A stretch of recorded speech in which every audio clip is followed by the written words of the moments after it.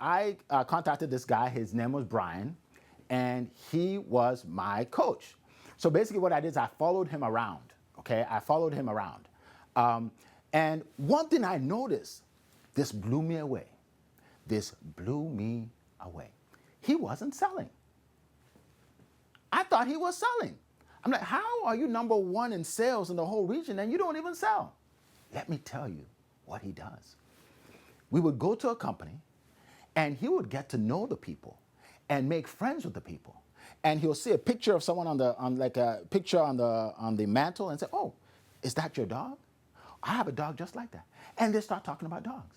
Or they'll like, were you in Mexico over there? He's like, "Yeah, I was in Mexico." You know what? My brother went to Mexico. Really? And they start talking. He was just making friends. And I'm like, when is this guy gonna sell something? Right? So we're there, and then somehow he starts talking about their copier. He says something like, by the way, what do you like about your copiers and your printers?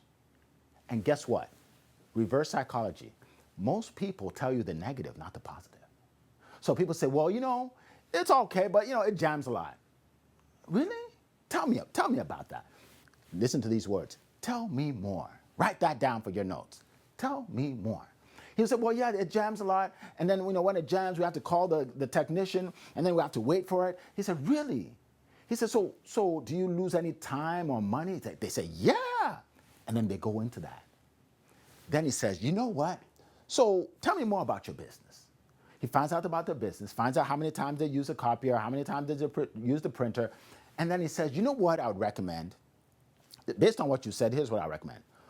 I have two copiers here, and they do exactly what you need, right? I recommend one of the two. Which one would you prefer?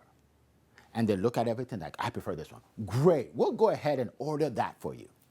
And I'm like,